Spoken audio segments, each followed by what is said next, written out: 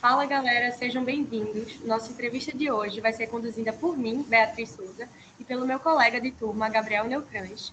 E contamos também com a produção de Amanda Marques, João Pedro Costa e Paloma Xavier. A entrevista faz parte do programa Sexta Esportiva, da disciplina Comunicação e Esporte, ministrada pelo professor Paulo Júnior, sob orientação da professora Ivana Fechini. Sabemos que o futebol faz parte da cultura brasileira, e mesmo quem não é tão antenado no esporte, conhece. No entanto, nem todos sabem o que acontece nos bastidores de outros esportes e do futebol.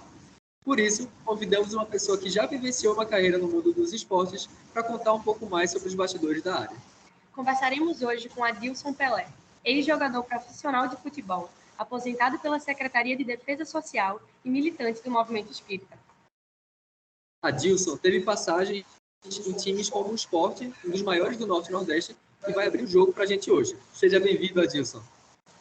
Boa tarde a todos. Para mim é uma honra participar dessa experiência extraordinária com todo esse grupo, com todos vocês, e estou à disposição de poder contribuir de alguma forma para ampliar a capacidade de percepção e entendimento dentro dessa realidade. Maravilha. Então, Adilson, você pode contar um pouquinho da sua trajetória no futebol para a gente? Conta como tudo começou. Olha, eu venho de uma cidade que na época ainda era muito pequenina, onde eu vivia praticamente jogando bola de gol, de garrafão. Eu era muito feliz. Como criança, ia desapropriando nos sítios vizinhos de caju, de coco, ia desapropriando, né? Invadindo os sítios, na verdade. Vivia uma infância muito feliz. Mas aconteceu um fato inusitado, onde uma programação na cidade de Aracaju, onde entraria o Flamengo, o Fluminense e o Bahia na categoria de dentro de leite. Mas em Aracaju não tinha, então fizeram uma peneira rapidamente e conseguiram arregimentar o grupo, e dentre eles lá estava Adilson. E, na verdade, me tirou de toda essa alegria, de toda essa felicidade que eu vivia com minha família, com os meus amigos, nesta infância que foi maravilhosa. E aí eu me vi diante do estádio Batistão, na cidade de Aracaju, diante de uma multidão, porque era gratuita a entrada, era dia do trabalhador, e lá estava Pelézinho lá diante de um campo enorme, sem nenhuma preparação física, mas de forma extraordinária, eles fizeram um belo gol contra o Flamengo. E aí despertaram para tantos outros clubes para contratar aquela criança. Eu estava na pré-adolescência. Então, Adilson, nós vivemos em um país que é conhecido por ser o país do futebol e, de fato, aqui as torcidas são muito fanáticas. Os jogadores, hoje em dia e antigamente, eram tratados e são como uma espécie de estrelas, né, por representarem, de fato, essa nação. Como foi para você representar um clube do tamanho do Sport e de outros que você teve a chance de vestir a camisa?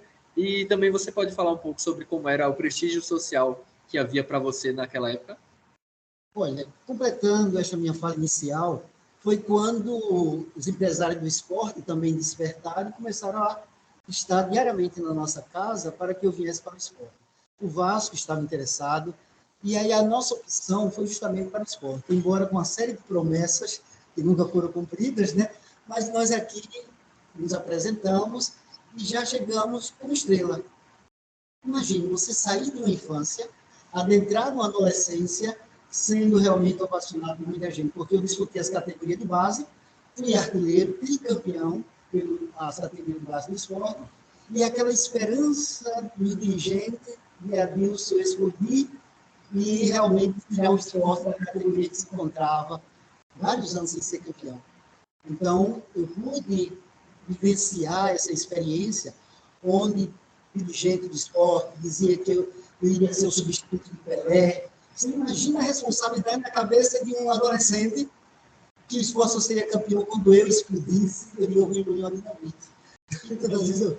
E, na verdade, meu filho, vocês vejam que isso, na questão da cabeça do adolescente, distante da família, aqui no meio de jogadores que vinham de São Paulo, do Rio, vivendo uma vida muito precoce, No entanto, todos se aguardavam, porque desde quando eu desempenhava nas categorias de base todo o talento, né, que realmente a gente tem que reconhecer, as virtudes e os defeitos, e que, na verdade, resolveram me colocar de qualquer jeito. Foi quando, no período, eu tentei fugir para ir para o Santos, porque o Santos estava interessado, e aí eu fui para Aracaju sem avisar ninguém. Você vê na cabeça de um adolescente, sem o apoio da família, sem uma orientação psicológica, e eu fui para Sergipe, mas para junto da minha família, que ali era o aconchego, onde eu me sentia realmente protegido. E nisso, os dirigentes do esporte ligaram para mim dizendo: olha, você já é profissional, volte. E aí foi assim que me profissionalizaram, sem eu ter condições de entrar no profissional. Mas era o recurso que eles tinham para não perder o jogador. E a gente sabe que as vitórias e derrotas também fazem parte da vivência de um atleta, né? E na sua experiência, como foi vivenciar a derrota num time grande como o Sport? Você via alguma diferença entre um clube menor e um clube com o tamanho do Sport? Olha, porque na vida, de forma geral, nós sempre nos deparamos com experiências vitoriosas e também com derrotas que servem de aprendizado. Muitas das vezes eu perdi o treinador, saí machucado, e isso realmente é doloroso. E a pressão da torcida em qualquer nível é muito grande, porque os times que eu joguei como Sport, como Botafogo, da Paraíba, o Sergipe, Confiança, e fui campeão por esses três, menos profissionalmente pelo Sport, mas vocês vejam que a pressão é a mesma. E a gente tem que estar preparado, vocês como futuro jornalista, vai ter dificuldades também dentro da sociedade. E a gente vê que a gente precisa estar preparado para administrar e gerenciar essas dificuldades que surgem no decorrer do caminho. Então, as derrotas faz a gente chorar, não tenha dúvida. Mas se a gente puder se reerguer, levantar-se, a gente vai seguir adiante mais forte. E foi isso que aconteceu. E uma coisa também que dentro do prestígio temporário que eu tive, a gente sabe que muitas vezes a gente se deixa levar pela vaidade. Porque sem ter uma orientação, sem ter um direcionamento, porque você convivendo com, eu vou usar a linguagem popular, raposas velhas que vinham lá do sul do país, do sudeste, e muitas das vezes a gente não percebia o que estava implícito ali na questão da xenofobia, do racismo, porque muitas das vezes a gente era tratado como pessoas inferiores a eles. Eles faziam o grupo deles, e muitas das vezes até atentava fisicamente nos treinos, quando os jogadores daqui de Recife, daqui do Nordeste, e só depois é que a gente vai perceber, porque a princípio nós não tínhamos essa percepção, pelo menos eu, como jovem, atleta, muito novo, que foi profissionalizado muito cedo, eu me amadureci no carbureto. Eu não sei se está ali, vocês conhecem o carbureto, é quando se coloca um produto para que a banana, para que as frutas amadureçam muito depressa. Então foi o que aconteceu também comigo. Ô Adilson, e você pode detalhar um pouco mais também sobre como era esse realmente trato do clube com o atleta? Porque você citou aí, por exemplo, a pressão que vocês sofrem, independente do tamanho do clube, do tamanho da torcida, e de fato é uma pressão muito grande o tempo todo por resultados. O futebol brasileiro, especificamente, é um futebol muito resultadista. E como era o trato que o clube tinha com vocês atletas em relação a isso, a preparo para o dia a dia, a suporte para essa situação de pressão? Olha, na época que eu vim para cá, que foi no final da década de 60, né, e o início da década de 70, a gente vê que a estrutura do clube era completamente diferente da atualidade. A gente vê que até mesmo as transmissões televisivas eram através de videotape, não era transmitido diretamente. No outro dia que você ia ver uma imagem muito péssima e realmente era muito ruim o videotape, a gente nem enxergava direito os jogadores ali. E, no entanto, a gente vê que quando o time perdia, a pressão também era muito grande, porque os dirigentes, quando você ganha, ele bate nas suas costas, tapinha nas costas, e é aquela coisa toda, aquela alegria do vestiário. Mas quando perdia, era uma cara realmente fechada, não falava com ninguém, e ali você veja que era uma pressão que você teria que se superar. E era muito esse desafio. É porque vocês são muito jovens, e na época a gente vê que não existia essa Série A, Série B. Os clubes que eram campeões de cada estado jogavam a nível nacional. Pelo Campeonato Brasileiro, onde cada campeão participava e fazia esse intercâmbio no país inteiro. Aí depois fizeram um trabalho mais seleto, né, separaram os 20 maiores clubes, e aí estabeleceu muito essa separação, onde os clubes menores praticamente sobrevivem com muitos sócios, né? E a gente vê que ainda há essas desigualdades sociais. Inclusive, Adilson, você falou sobre a questão do racismo, da xenofobia, e hoje a gente consegue ver que os jogadores eles falam de questões que vão muito além do campo de futebol, né? E cada vez mais vem se posicionando sobre questões sociais e políticas, né?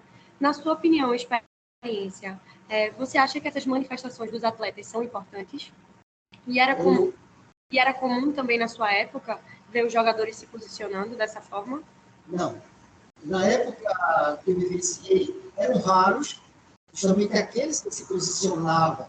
A gente pode ver um clube como Corinthians, onde tinha um grupo lá muito intelectualizado, como o Dr. Sócrates, Casa Grande, e eles tinham uma visão a nível democrático muito clara. Mas na grande maioria dos clubes, aqui mesmo no esporte, eu não via nenhuma manifestação nesse sentido. O que eu percebi muito e sofri na pele foi a questão da xenofobia, porque os jogadores que vinham de São Paulo, quando eles iam de férias para a sua cidade, o que é que eles diziam? Eles vão agora para o Brasil, né? Já naquela época, dizia que o Nordeste não era Brasil. E hoje a gente vê no noticiário muito essa fala altamente perturbadora. Mas a questão do racismo também, a gente sofria muito na pele, mas não se dava conta da gravidade do problema. Porque não havia uma manifestação, não havia uma demonstração reacionária diante dessa atitude grosseira e injusta que sempre aconteceu em nosso país, mas que, na verdade, a gente não se percebia. Eu não tinha, na época, esta percepção. E agora, hoje, eu percebo com muita clareza que tudo aquilo que a gente atravessava, às vezes, era o racismo ali presente. Porque tinha um filme que era muito exaltado, de Tarzan, onde tinha uma macaca chamada Chita, e às vezes as pessoas, os negros, eram chamados de Chita. E a gente vê que é uma atitude grosseira, que hoje, graças a Deus, eles se levantaram com uma fala reacionária, mostrando a questão do respeito que se deve ter por qualquer característica peculiar de cada cidadão, quer seja pela cor da pele, pelo sexo, pela condição socioeconômica. Até nesta condição socioeconômica, a gente vê muita intervenção. Eu via muitos jogadores que estavam na categoria melhor, ele dizer, você jogou aonde? Você veja a postura. Você jogou em que time? O que é que você tem? Porque é sempre a valorização do ter, esquecendo da história daquela criança que cresceu, desenvolveu, procurou conquistar o seu sonho, procurar lutar dentro da vida, como todo mundo tem esse direito. Claro que os sonhos eles se modificam no decorrer da caminhada. A gente caminha até aquele sonho e depois vê e direciona para outro caminho. É este o objetivo da vida, no entanto, que a gente se encontre e seja feliz. E ser feliz todo mundo. Além desses casos que você citou, Adilson, o período da ditadura militar, você sentia alguma influência direta desse regime na forma que o clube lidava com vocês? Havia algum tipo de restrição por parte da diretoria em relação a vocês, quanto a vocês se posicionarem de forma política?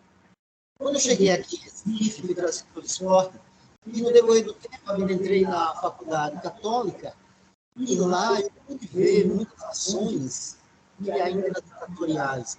Era a cavalaria lá presente lá, reprimindo as manifestações na Universidade Católica. Inclusive, tinha uma pessoa que foi muito perseguida, chamado Cajá, e eu lá estava, mas eu não entendia muito bem, entendeu? A leitura que eu fazia do mundo dessa época era muito restrita, porque eu vim de uma cidade pequena, onde realmente eu só queria ser feliz, e não tinha essa visão crítica a respeito da realidade do meu objetivo.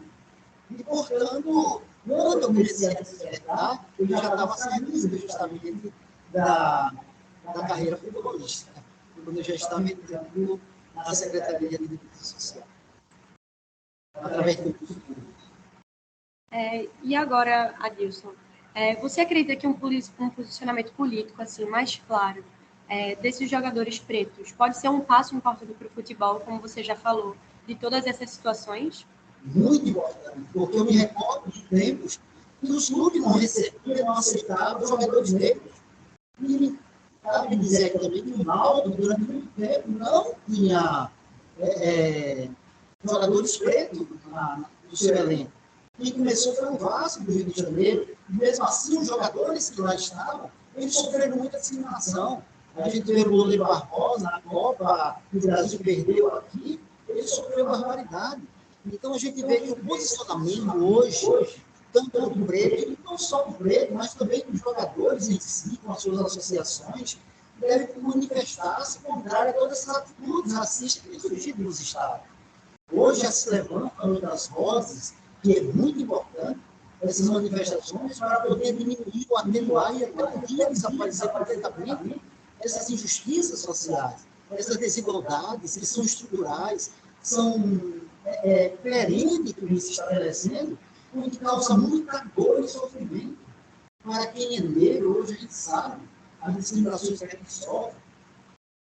Dói muito na mentalidade da ciência, na aula, né? E é preciso mudar esse quadro visual. Então, claro que eu me lembro que eu fui no Ceará há pouco tempo, antes um amigo meu, treinador de jogo do Grande Esporte, Lula Pereira, ele faleceu ano passado, e ele, como treinador, ele me dizia, Adilson, eu fui demitido de um clube porque o dirigente chegou para mim e disse, nós não contratamos treinadores pretos, você não fica porque você é preto. E ele dizia aquilo com lágrimas nos olhos, e eu conversei bastante com ele, e no ano passado ele faleceu.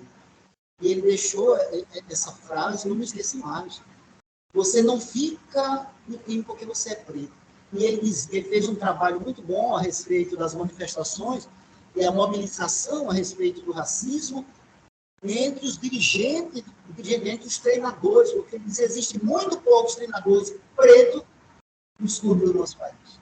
A grande maioria é impressionante. Isso é verdade, Adilson. E aproveitar até para citar aqui, por exemplo, a gente sabe que o futebol chegou aqui no Brasil, no país, através de ingleses no início do século passado, que trouxeram esse esporte de uma forma mais restrita para as elites aqui do país. Como você acha que a gente consegue explicar o fato desse esporte ter se tornado tão difundido e tão popular no meio de uma população preta e periférica que hoje é quem domina, digamos assim, o futebol de alto nível do país? Olha, primeiro pelo talento que o negro tem, né? Puxando a braça bem sardinha, porque realmente a gente vê que muitos jogadores pretos têm uma percepção, uma visão de talento extraordinária. Sem desmerecer também alguns brancos, mas a gente vê na história essa presença e é um fator também de inclusão social. Quando a gente vê nas periferias, muitos adolescentes, muitas crianças desejosos hoje de ser atleta de futebol, é um meio que ele encontra de sair da situação de desigualdade que ele vive. Esse treinador, que ele jogou comigo, o Lula Pereira, ele dizia, Adilson, quando ele morava em Salvador, ali, numa época que era Solano, ele tinha uma casa completamente de taipa ainda, com a sua mãe, que era muito gorda, quando dava enchente ali era terrível. E ele dizia, foi a única oportunidade que eu encontrei de sair dessa situação, foi o futebol. E quando me deram a chance, eu agarrei com todas as forças. Então, ele saiu desse quadro, conseguiu conquistas, foi treinador na Arábia, tudo. E, por outro lado, a gente vê que é um campo extraordinário. Na minha época, eu vou dizer para vocês, o jogador de futebol era tido como vagabundo, malandro. E eu vou citar um caso lá, que é muito interessante. A primeira namorada que eu tive, eu fui na casa dela, e eu tenho o cabelo a lá, Michael Jackson, Jackson 5. Eu não sei se vocês estão... Lembra o cabelo de Jackson 5? A calça, bocacinho, todo caracterizado da época dos anos 70. Quando eu chego lá, eu começo a conversar com a minha primeira namorada, e nisso a mãe dela começa a varrer ali, olhando para mim de baixo. E foi, no outro dia ela estava me esperando na padaria, na esquina. Ela disse, minha mãe quer que eu namore com você. Primeiro, talvez, porque era preto também, né? E também, jogador de futebol, cantor na época, eu era tudo como maconheiro, um vagabundo, que não tinha nada que ficar tocando violão. Era uma coisa altamente discriminatória. E aí eu fiquei namorando com ele. Enfim, Adilson, eu queria saber, a gente viu que você correu bastante para realizar seu sonho, enfrentou diversas adversidades, e que mensagem você deixaria hoje para quem tem esse mesmo sonho que você, de virar um atleta profissional? Olha, eu acho que as crianças devem ser estimuladas, como tem sido por muitos pais, mas estão sempre visando o quê? Que seja o Neymar, o Cristiano Ronaldo, o Messi, e que, na verdade, nem todo mundo vai ter esse acesso à fama que esses jogadores têm. Mas aquela visão fica muito presa ali, deixa muito fortuna, mas que todos os filhos nas escolinhas me acompanhem, seja um pai participativo, ter a oportunidade de brincar, de ser criança, porque eu perdi essa oportunidade quando eu fui trazido para o clube e tive que viver com pessoas muito mais velhas, e tive que me adaptar e amadurecer na força, mas que teve sério problema mais tarde. Se eu não tivesse uma estrutura psicológica, de uma família, de uma companheira, de uma neta como vocês, eu não estaria com a saúde psicológica atualmente. Então, eu digo que os pais encaminham seus filhos para praticar algum exercício, mas não pensando que eles têm fama, não forçando que ele seja um jogador profissional e que seja famoso. Nem todo mundo vai ser. Mas se ele tiver o talento, ajude ele a desenvolver esse potencial, mas que dê o apoio desde que ele seja criança e cumpra as suas etapas com harmonia e com equilíbrio. Adilson, e voltando um pouco para o campo do futebol e política, como você acredita que um posicionamento mais firme de atletas hoje em dia, em relação à sua posição política, que normalmente a gente tem visto mais esses casos vir à tona, por exemplo, agora na eleição, alguns jogadores manifestaram apoio a um candidato A, um candidato B, mas durante o resto do ano e fora do período eleitoral, esse posicionamento político não tem sido tão frequente. Quais as consequências que você acha que a gente poderia ter na sociedade caso esses atletas de alta influência e alto conhecimento também expusessem seu posicionamento acerca dessas posições sociais? Olha, eu acredito que muitos jogadores também não têm uma visão crítica a respeito da realidade objetiva, de tanta desigualdade, de todas essas características que a gente citou no decorrer do nosso trabalho. Então, ele, muitas das vezes, está defendendo alguém, mas tu sabe por que defende. Então, seria ideal que houvesse uma estrutura dentro das associações esportivas, dentro daqueles jogadores, atletas que têm uma visão mais crítica de trabalhar para minimizar, porque são muitas pessoas que pararam de jogar, meu amigo, minha amiga, todos aqueles que nos ouvem, que vivem situações altamente perturbadoras, de passar necessidade mesmo. Porque, mesmo sendo jogador, todo mundo pensa que terminou a vida bem. Não se preocuparam com o estudo, não se preocuparam em ter uma visão crítica da sociedade, não procuraram respeitar posições para poder ajudar ao crescimento de uma justiça social. Então, muitos têm uma visão não crítica da realidade, mas têm, às vezes, uma posição fanática e que apoia esse candidato pelos seus próprios interesses.